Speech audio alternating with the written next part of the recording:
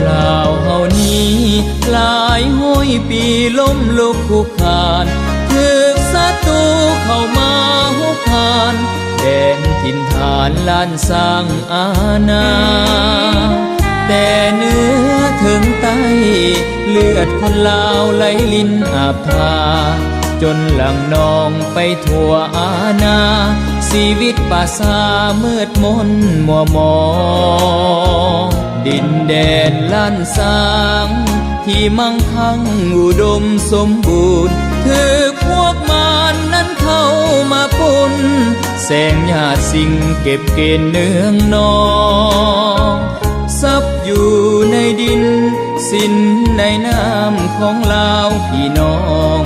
จักรพรรดิเข้ามาปกครองลาวทั้งพ้องสิ้นหวังศาสตร์ลาวเฮานี้ยังบ่สิ้นบุญผู้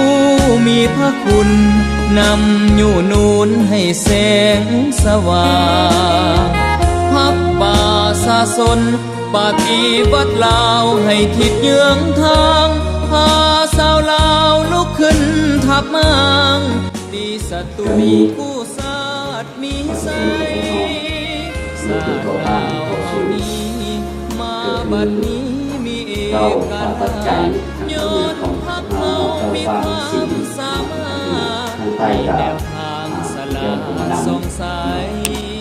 ถ้าผมมีเพิ่นมีการพบพันที่ดีกับสากลเอาก็อาจจะอะไรมาให้แบบนี้ย้อนเพิ่นในการต่อรองและขอสีวิไลมาให้ศาสตร์ลาว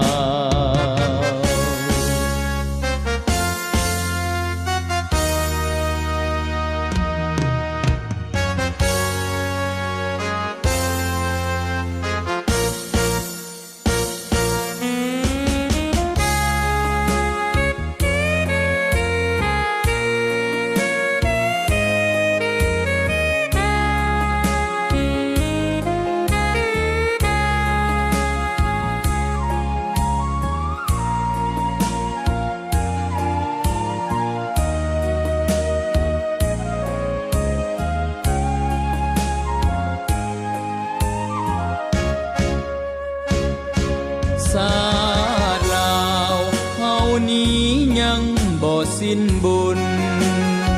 ผู้มีพระคุณนำอยู่นูนให้แสงสว่างพับป่าสาสน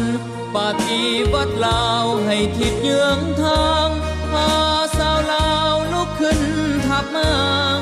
ตีศัตรูกู้ศาสตร์มีใสศาสตร์ลาวเฮานี้